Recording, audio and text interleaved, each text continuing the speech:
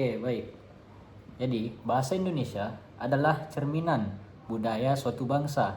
Dari bahasa, kita bisa memahami cara berpikir, cara berperilaku, bahkan cara dari suatu masyarakat memaknai kehidupannya. Bahasa Indonesia juga bisa sebagai bahasa nasional, yang dimana memiliki peran sangat besar dalam membentuk identitas bangsa. Ia tidak hanya menjadi alat komunikasi antar warga negara, tetapi juga menjadi simbol penyatu yang menghubungkan berbagai suku, budaya, dan adat istiadat yang tersebar di seluruh wilayah Nusantara. Coba kita bayangkan, Indonesia terdiri dari lebih dari 7.000 pulau dengan ratusan suku dan bahasa daerah yang berbeda.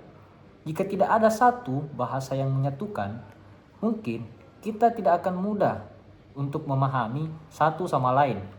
Contohnya, ketika orang Makassar dengan orang Sumatera saling berbicara dengan bahasa dari daerahnya masing-masing, mereka tidak akan saling memahami. Mengapa?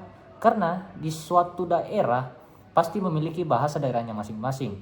Ketika tadi yang saya katakan, orang Makassar dan orang Sumatera berbicara dengan bahasanya masing-masing, pasti tidak akan nyambung. Yang dimana mereka masing-masing pasti memiliki bahasanya sendiri. Nah, disinilah bahasa Indonesia hadir sebagai jembatan yang menghubungkan semua perbedaan itu. Bahasa ini juga menjadi simbol kemerdekaan dan kemandirian bangsa. Ia bukan sebagai bahasa penjajah, bukan pula bahasa impor, tetapi kesepakatan para pendiri bangsa yang ingin memiliki jati diri sendiri. Dalam video ini, kami akan menjelaskan bagaimana Indonesia tumbuh menjadi identitas bangsa mulai dari sejarahnya, perannya dalam kehidupan bangsa, bernegara, hingga tantangan yang kita hadapi di era globalisasi dalam menjalankan atau menggunakan bahasa Indonesia itu sendiri. Sekian dan terima kasih. Atau latar belakang.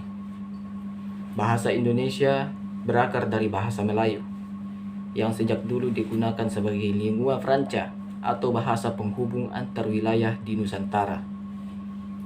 Bahasa Melayu dikenal sederhana, mudah dipelajari, dan netral terhadap suku dan daerah di wilayah tertentu.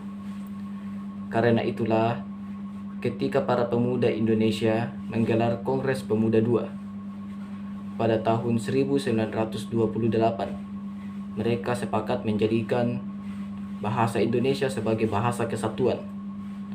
Ikrar itu tercantum dalam Sumpah Pemuda yang berbunyi, "Kami putra-putri Indonesia menjunjung bahasa persatuan, bahasa Indonesia." Momentum ini menjadi tonggak sejarah penting.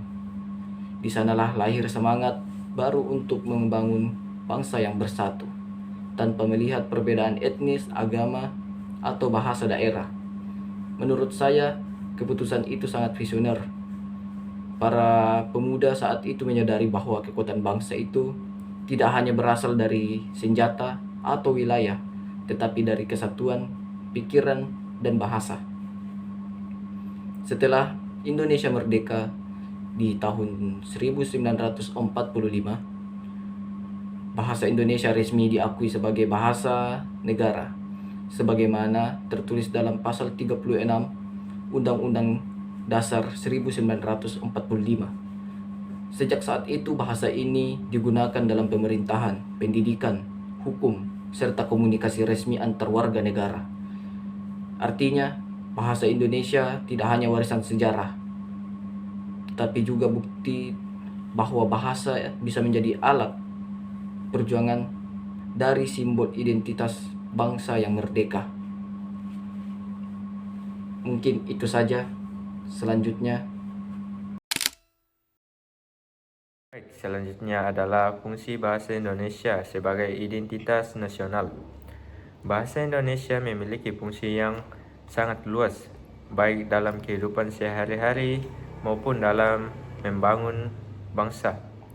Fungsi utamanya adalah sebagai bahasa persatuan yang mempersatukan berbagai kelompok masyarakat dari Sabang sampai Merauke Selain itu, bahasa Indonesia berfungsi sebagai bahasa resmi negara, digunakan dalam administrasi pemerintahan, pendidikan, hukum, dan media massa. Namun, yang lebih dalam dari itu adalah fungsinya sebagai bahasa identitas nasional.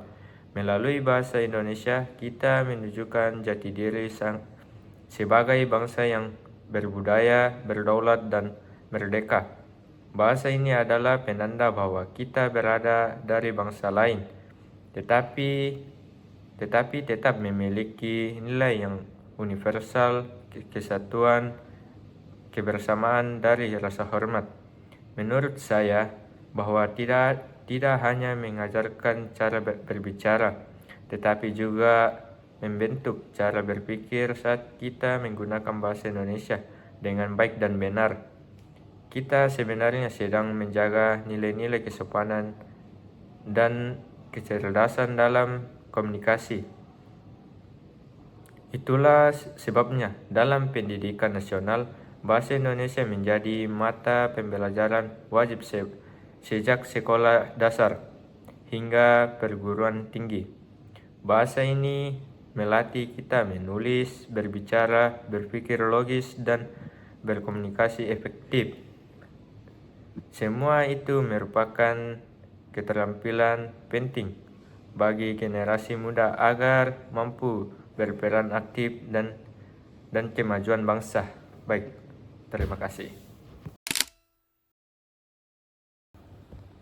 Adapun tantangan dan perkembangan di era global, yaitu memasuki era globalisasi, bahasa Indonesia menghadapi tantangan baru.